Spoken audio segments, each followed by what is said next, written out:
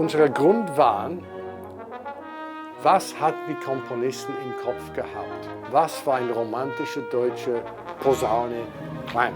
Und wie können wir heutzutage das erleben, ohne dass wir in den Grassi-Museum in Leipzig gehen und da darf man die nicht spielen? Hier haben wir wirklich einen Hauch vom History da. Diese historische Ausführung, da wo man spielt, man denkt, so hat es geklungen zu der Zeit. Wirklich interessant.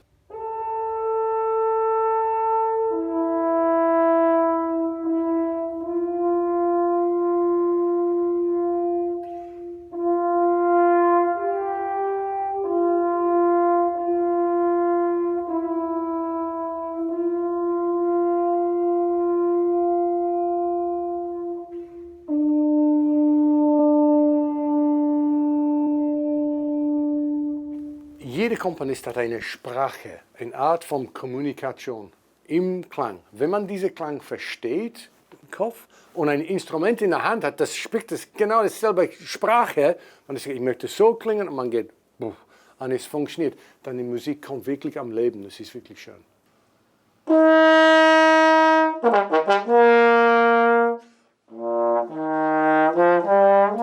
Für wen mache ich das?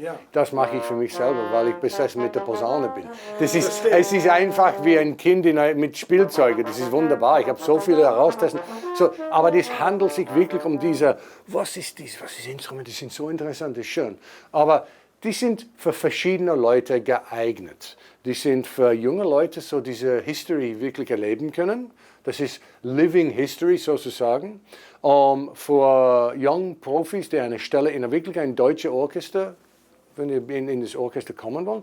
Und auch, ich hoffe, die Leute, sagen wir in Leipzig und Dresden, wo die Leben lang auf die alte Posaune gespielt haben, wo man sagt, endlich haben wir eine neue Posaune. Wir müssen nicht immer auf diese schröllige 100 Jahre Posaune, jetzt haben wir was, das weitergehen kann.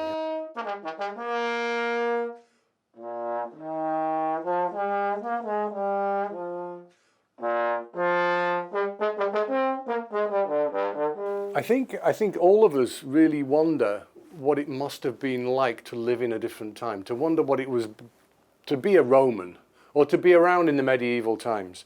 We only have writings. We can only imagine from what we see in art or what historians have wrote or how we can piece history together. With historical instruments, we have a real taste, a real smell of what it must have been like at that time. So as an amateur historian, that interests me to start with. What did they play then? How did it sound? But musically, the important thing is we must realize that when a composer wrote a piece of music, when Brahms, when Bruckner, when Mahler wrote something for a trombone, he would have had a certain sound of a trombone in his head. So by getting to understand the historic instruments, we can understand what these great composers intended when they wrote something for a trombone. So that's why it's important for us now, whether we play on the historic instruments or not, or whether we are just historically informed, so that by playing historical instruments, it changes the way that we will approach a piece of music on a modern instrument. It's absolutely, it's not just interesting, it's an important part of our education as musicians today, to show respect for and to understand the history of how we came to today.